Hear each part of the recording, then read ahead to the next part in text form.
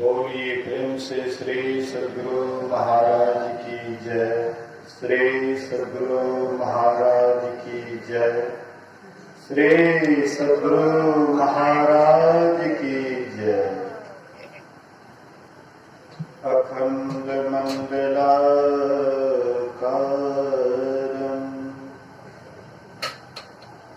व्याप्तं येन चराचरम् तत्पदं दर्शितं येन तस्मै श्री गुरुवे नमः। धन्य धन्य सतगुरु सुखद महिमा कही ना जाए। जो कछु कहाँ तुम्हारी कृपा मौते कछु न वसाय। सर्वत्र सर्वदा वर्तमान सद्गुरु महाराज जी के पावन चरणों में कोटि कोटि नमन। उपस्थित गुरुजन, धर्म प्रेमी सत्संगी बंधुओं, पूजनीय माताओं तथा भक्तिमती बहनों, त्रिदिवसीय संतमत सत्संग का आयोजन किया गया है। श्राद्ध क्रिया के शुभ अवसर पर श्राद्ध क्रिया किसे कहते हैं? श्रद्धा के साथ जो क्रिया की जाती है उसे श्राद्ध क्रिया कहते हैं। श्राद्ध क्रिया से हम लोगों को वेदांत ज्ञान मिलता है। श्राद्ध क्रिया से हम आपको एक वेदांत ज्ञान मिलता है। वह यह कि शरीर का नाश होता है, शरीर में रहने वाले का नहीं। अगर शरीर के साथ शरीर में रहने वाले का भी नाश हो जाए तो श्राद्ध क्रिया क्यों मनाएं? इससे स्पष्ट होता है कि शरीर छूटा, लेकिन शरीर में रहने वाला पहले भी था, अभी भी है और बाद में भी रहेंगे। जब युद्ध आरंभ होने वाला था, महाभारत की लड़ाई प्रारंभ होने वाला था, भगवान श्री कृष्ण से अर्जुन कहते हैं कि केशव, दोनों सेनाओं के बीच में रथ को ले जाकर के स्थिर करो। भगवान श्री कृष्ण रथ को ले जाकर के दोनों सेनाओं के बीच में रख दिए और कहते हैं, हे पार्थ, तुझे किन किन वीरों से युद्ध करना है, तुम भली भांति देख लो। अर्जुन देखते हैं दोनों तरफ अपने ही सगे संबंधी हैं, फिर अपने ही स्वजन को मारकर यह राज्य लेकर के क्या होगा। इसलिए युद्ध करना ठीक नहीं होगा। युद्ध करने से लोग मरेंगे, स्त्रियां विधवा होगी, फिर स्त्रियां अपने आप को अगर नहीं बचा सकेगी तो वह पथभ्रष्ट हो जाएगी, उससे संकर्षण होगा, बाल बच्चे दूषित होगा, इससे हानि ही हानि है। इसलिए हर तरह से सोच करके अर्जुन अपने गांडीव धनुष को रख देते हैं और रथ के पीछे जाकर के बैठ गए। भगवान श्री कृष्ण कहते हैं, अर्जुन इस समय में तुम उदास होकर के मुंह लटका कर क्यों पीछे बैठ गए हो? अर्जुन कहते हैं कि ऐसी सी बात है प्रभु, मैं देखता हूं कि युद्ध करने से कहीं भी लाभ होने वाला नहीं है। इससे अच्छा है कि संन्यास लेकर के जंगल जाकर के तपस्या करो, यही मेरे लिए हित बुझाता है, लेकिन युद्ध करना ठीक नहीं है। भगवान कृष्ण कहते हैं, अर्जुन तुम किसको मारोगे और कौन तुझे मारेगा? ये आत्मा न तो इसको शस्त्र छेद सकता है, न इसको पानी गिला कर सकता है, न हवा इसको सुखा सकती है। ये आत्मा अविनाशी है, अजर है, अमर है, अविनाशी है। भगवान कृष्ण कहते हैं कि मैं तो यह तुम्हें ज्ञान दे रहा हूं, यह ज्ञान में सबसे पहले सूर्य को दिया। सूर्य अपने पुत्र इक्ष्वाकु को दिया। इक्ष्वाकु मनो इक्ष्वाकु की परंपरा में धीरे धीरे राजर्षि के परंपरा में यह ज्ञान लुप्त हो गया। मैं तुम्हें वही ज्ञान दे रहा हूं। अर्जुन कहते हैं कि कहां हम आप अर्वाचीन काल के और सूर्य कहां प्राचीन काल के, भला आप कैसे सूर्य को ज्ञान दिए? भगवान कृष्ण कहते हैं, अर्जुन कभी ऐसा समय नहीं हुआ जबकि तुम और हम नहीं थे, और अभी भी तुम और हम हैं, और बाद में भी हम और तुम रहेंगे। क्योंकि अर्जुन शरीर का नाश होता है, शरीरी का नहीं। अगर शरीरी का नाश होता तो फिर ये सब करने का कोई मतलब नहीं था। मतलब कहने का है, इस शरीर में हम आप हैं, हमारे ही कारण शरीर जीवित है। हम आप जब शरीर से निकल जाते हैं तो शरीर मुर्दा हो जाता है। इसलिए इस शरीर में कौन है, इसको कैसे जाने, इसको कैसे पहचाने? हम आप जो आवागमन में पड़े हुए हैं, जन्म मरण के चक्र में पड़े हुए हैं, दुख में पड़े हुए हैं, ये दुख से कैसे छुट्टी हो, ये आवागमन से कैसे छुट्टी हो, इसके लिए ब्रह्मा जी को चिंता हो जाती है।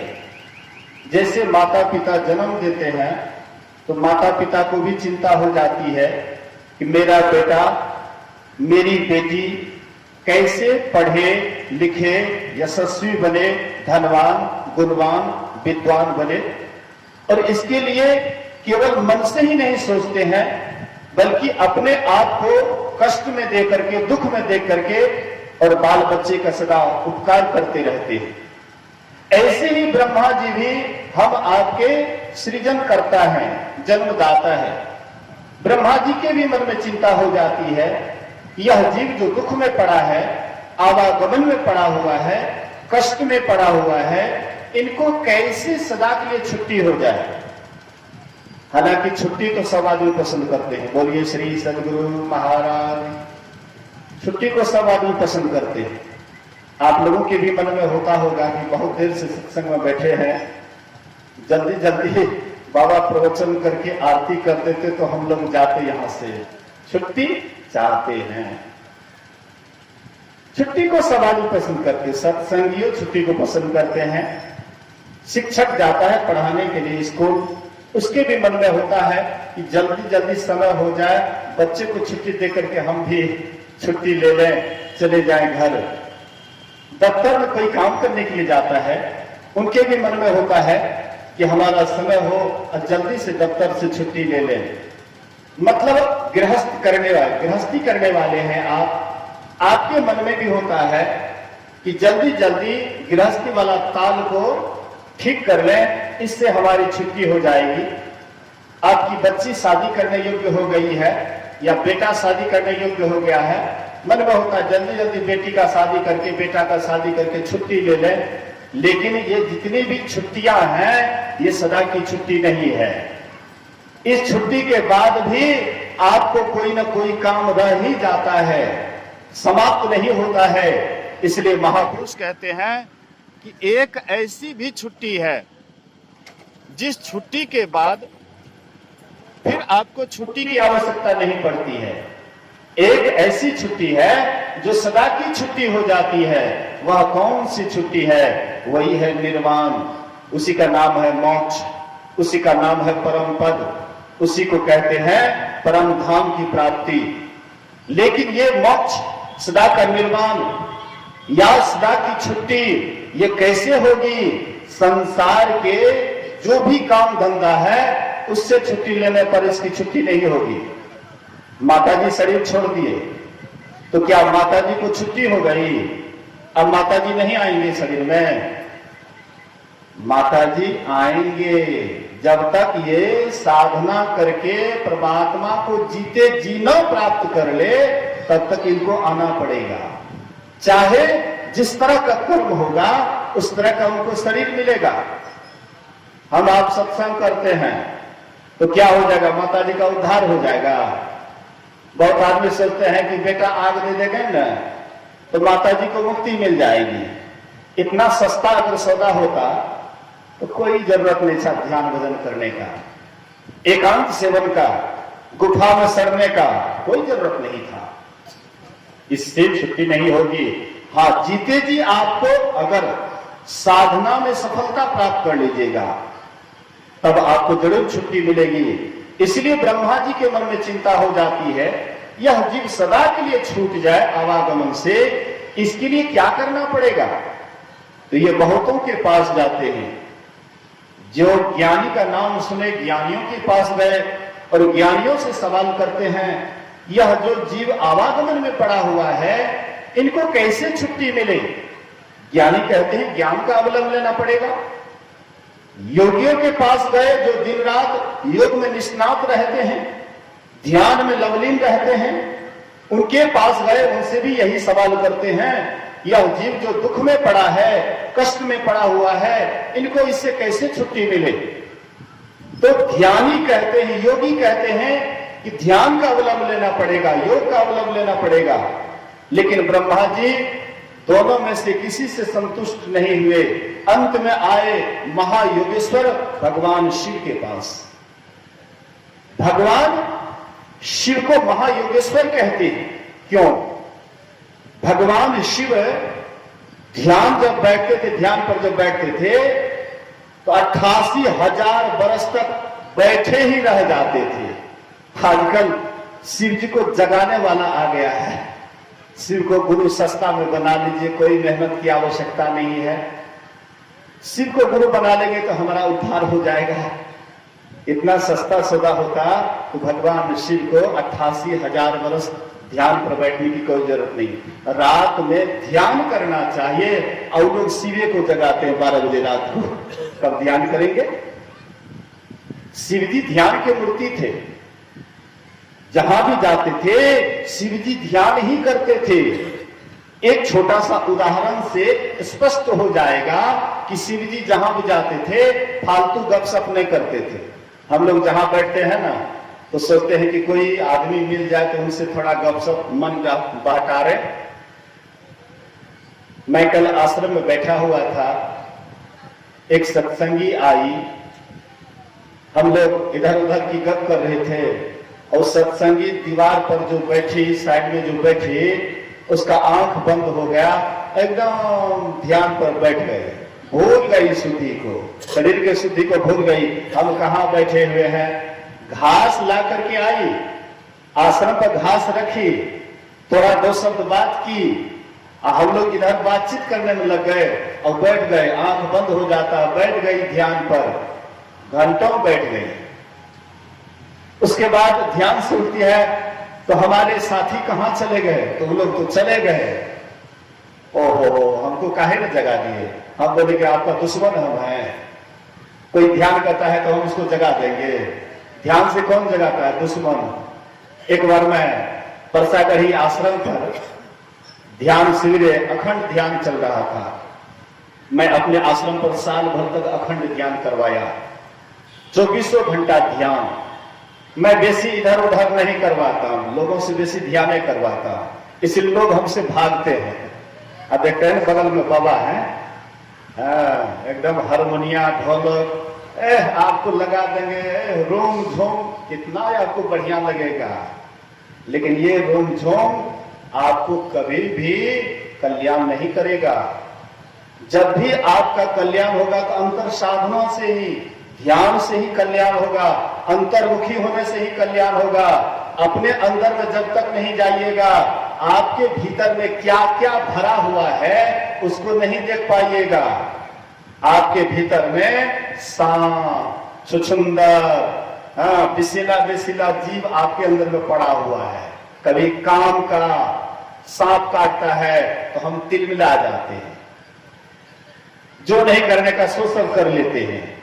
कभी क्रोध का कीड़ा काटता है तब हम तिलमिला जाते हैं, जो नहीं कहने का सो कह देते हैं। लेकिन जब तक अंदर में नहीं जाइएगा तो विषैला जो जीव जंतु है उससे आपकी छुट्टी नहीं होगी। तो इसीलिए भगवान शिव का मैं उदाहरण दे रहा था कि भगवान शिव जहां भी जाते थे फालतू की बात नहीं करते थे और ध्यानस्थ ही हो जाते थे, आंख बंद कर लेते थे, ध्यान में बैठ जाते थे। जब प्रजापति दक्ष को प्रजापति का पद मिला तब उनके मन में हुआ कि अब हम बहुत बड़े हो गए। पद मिलने से तो स्वाभाविक मद हो जाता है, छटका छटका मास्टर जो हो जाता है स्कूल में, देखिएगा कितना अकड़ करके चलता है।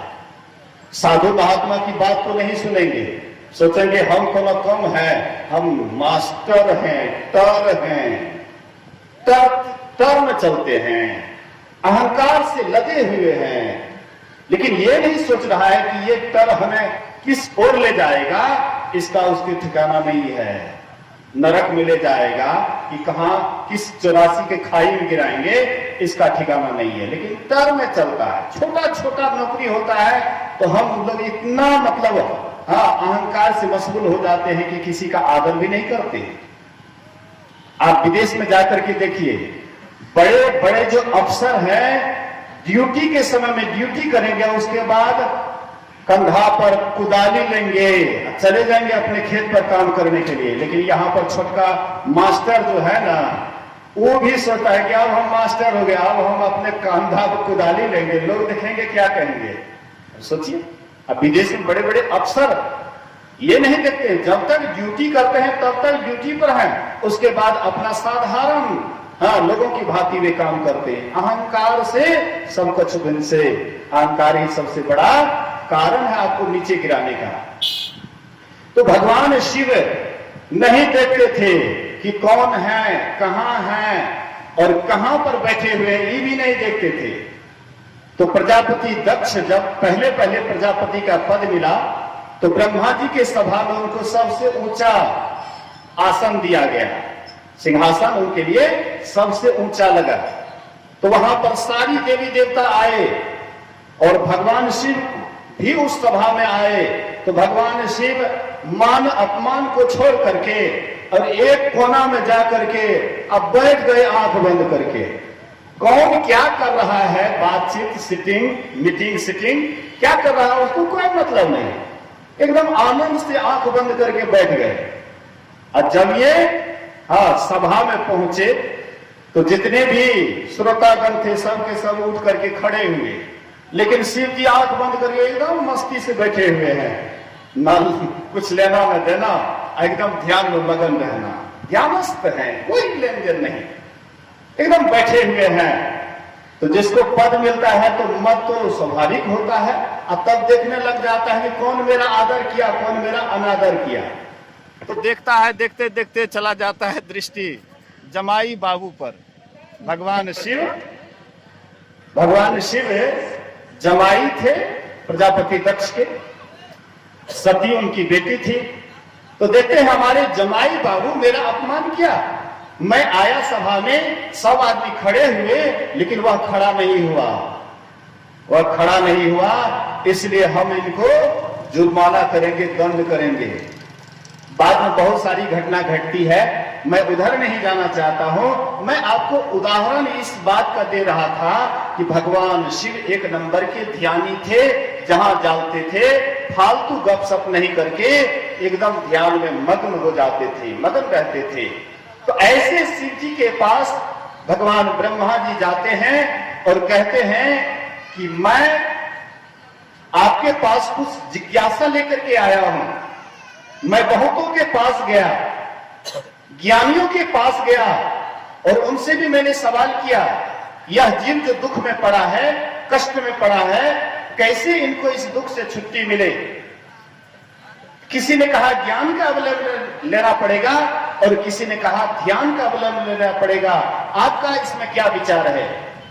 तो भगवान शिव कहते हैं कि हे ब्रह्मा जी, मेरे जानते हुए मैंने जो अपने जीवन में अनुभव किया है, उमा कहो मैं अनुभव अपना, सत हरि भजन जगत सब सपना।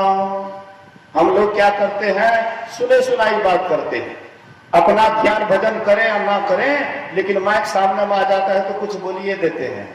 लोग समझे कि नहीं ये ध्यानी है। दिखावटी से काम नहीं चलेगा। हकीकत में आप क्या कर रहे हैं, आप अपने अंदर से पूछिए, आपका हृदय गवाह देगा कि हम क्या कर रहे हैं। कहता सो करता नहीं, मुक्का बड़ा लबार, आखिर धक्का खाएगा साहब के दरबार। भगवान शिव अपने अनुभव की बात कर रहे हैं। ज्ञान चार तरह का होता है, श्रवण, मनन, निधिध्यासन और अंत में है अनुभव। जो निधिध्यासन ज्ञान में ठीक ठीक उतर जाता है, ठीक ठीक कर लेता है निधिध्यासन, उसी को अंत में अनुभव ज्ञान होता है। अनु मतलब पीछे, भव मतलब ज्ञान, जो सबसे पीछे का ज्ञान है, अर्थात प्रत्यक्ष ज्ञान। तो भगवान शिव प्रत्यक्ष ज्ञान को जानते थे, अनुभव ज्ञान को जानते थे। इसलिए ब्रह्मा जी ने कहा आप ही इसका रास्ता बताइए। तो भगवान शिव कहते हैं कि मेरे जानते हुए कोई ज्ञान का अवलंब लेकर के लेकिन ध्यान का अवलंब नहीं लिया है तो वह भी अधूरे रह जाएंगे, और कोई ध्यान करते हैं लेकिन ज्ञान का अवलंब नहीं लिया है तो वह भी अधूरे ही रहेंगे। इसलिए जो दोनों को लेकर के चलता है, ज्ञान और ध्यान, भगवान बुद्ध के वचन में है, ज्ञान बिना ध्यान नहीं, ध्यान बिना ज्ञान नहीं। जो ज्ञान और ध्यान दोनों को रखते हैं निर्वाण के समीप है। मतलब ज्ञान और ध्यान, हम आप जो अभी सत्संग में बैठे हुए हैं, यही है ज्ञान का अवलंब लेना। सत्संग में जो बैठे हुए हैं, महापुरुष के वचन को जो सुन रहे हैं, यही है ज्ञान का अवलंब लेना। लेकिन केवल ज्ञान की बात आप सुनिएगा, लेकिन ध्यान का ध्यान नहीं करिएगा तो आप अधूरे रह जाइएगा। आजकल ध्यान धीरे धीरे समाप्त हो रहा है। बड़का महात्मा हो कि छक्का महात्मा हो, दो चक्का पर चलने वाले हो कि चार चक्का पर चलने वाले हो, ना तो वे स्वयं ध्यान करते हैं ना दूसरे से करवाते हैं। क्या करवाएंगे? खुद करेंगे तब तो दूसरे से करवाएंगे। आप लोगों को थोड़ा सा गौर करना चाहिए कि गुरु महाराज जी का जो इतना प्रचार प्रसार हुआ देश विदेश में, कौन सी के बल पर? क्या गुरु महाराज जी बहुत पढ़े लिखे थे इसलिए प्रचार हो गया?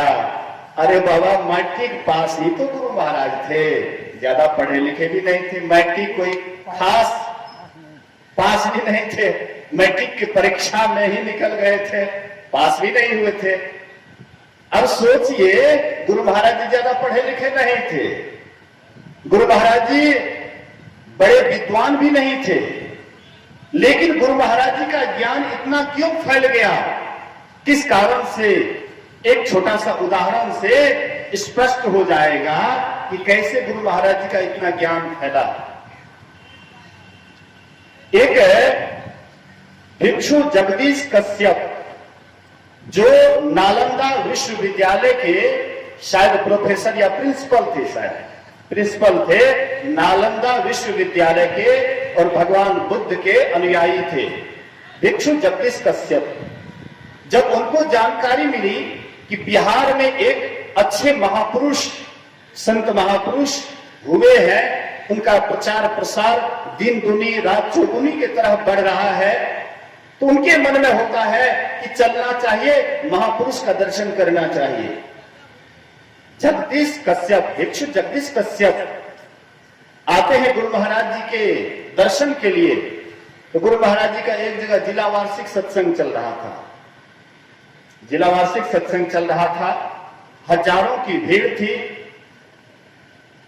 तो दिन में सत्संग होता है और उसके बाद रात में खा पी करके सोए, विश्राम करने लगे। 3 बजे में नींद टूट जाती है। तो जैसे नींद टूटती है तो जितना हजारों की संख्या में जो सत्संगी थे, सब के सब एकदम ध्यान पर बैठे हुए हैं। हाँ, हजारों की संख्या में बैठे हुए हैं, सब के सब एकदम ध्यान कर रहे हैं। भिक्षु जगदीश कश्यप के मन में होता है कि मैंने धम्म पद में पढ़ा कि भगवान बुद्ध हजारों अनुयायियों के साथ ध्यान करते हैं, लेकिन यहाँ पर तो मैं प्रत्यक्ष देखता हूँ, उसमें तो पढ़ा था लेकिन इसमें तो मैं प्रत्यक्ष देख रहा हूँ, हजारों की संख्या में सत्संगी हैं और सब के सब ध्यान कर रहे हैं। अच्छा, महर्षि जी क्या कर रहे हैं, थोड़ा सा चल करके देखना चाहिए। तो गुरु महाराज जी का जहाँ निवास था, खिड़की खुली थी और गुरु महाराज जी का मच्छरदानी गिरा हुआ था और गुरु महाराज जी बैठे हुए थे ध्यान पर। गुरु महाराज जी बैठे हुए ध्यान पर। तब उनके पास जब माइक दिया गया तो भिक्षु जगदीश कश्यप कहते हैं कि मैं भगवान बुद्ध के समय में पढ़ा था कि भगवान बुद्ध हजारों भिक्षुओं के साथ ध्यान करते हैं, लेकिन यहाँ पर मैं प्रत्यक्ष में देखा कि यहाँ हजारों की संख्या में सत्संगी ध्यान करते हैं, लेकिन आप नहीं करते हैं। जाकर के देख लीजिए, अखिल भारतीय में, जिला वार्षिक में सब खाते हैं आराम से, दाल भात तरकारी मिलता है, खा लेते हैं और सोते हैं। तो 4 बजे जब अनाउंस होता है तब जगते हैं और जगने के बाद ध्यान करने का फिर उसको फुर्सत नहीं मिलता है। जब जागो तभी सवेरा। जब आपकी नींद टूट जाए, मान लीजिए थोड़ा विलंब से आप सोए, विलंब से सोइएगा तो विलंब से तो नींद टूटेगी, और जबरदस्ती अगर जगिएगा तो ध्यान पर बैठिएगा तो आलस बुझाएगा। जब आपकी नींद टूट जाए उस समय में आप कोई भी काम की तरफ दिमाग मत लगाइए। कुल्ला भी किए हैं तो ठीक है, नहीं हो अगर आपको बुझाता है कि आलस नहीं आएगा तो बैठ जाइए ध्यान पर। और उस समय जब आप बैठिएगा, मन में किसी भी प्रकार का बात नहीं रहता है, विषय वासना नहीं रहती है, तो उस समय में आपका ध्यान बहुत जल्दी मन एकाग्र हो जाएगा, मन एकदम शांत हो जाएगा, एकाग्र हो जाएगा, मन में अजीब शांति मिलेगी। तो कहने का मतलब है कि हम आप सत्संग करते हैं, ये ज्ञान का उपार्जन करते हैं, लेकिन ध्यान एकांत में करना पड़ेगा। मैं अगर अभी कह दूं, आप लोगों से कह दूं कि 1 घंटा ध्यान कीजिए, तो शायद ये बगल में जो बाबा है ना,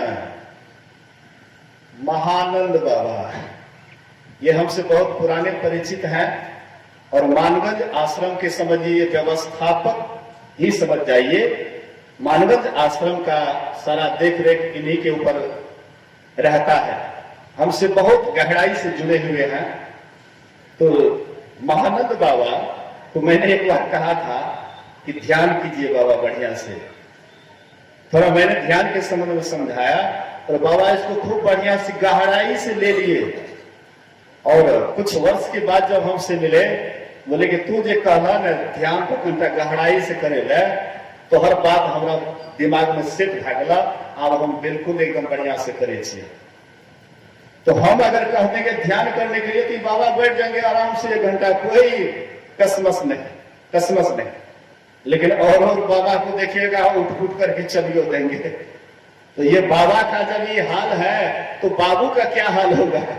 बाबू तो और आंख बंद दबा कर भले बाबा आंख बंद कर लेके आप धीरे धीरे चुपे चाप अपना निकल में आंख बंद दबा गए।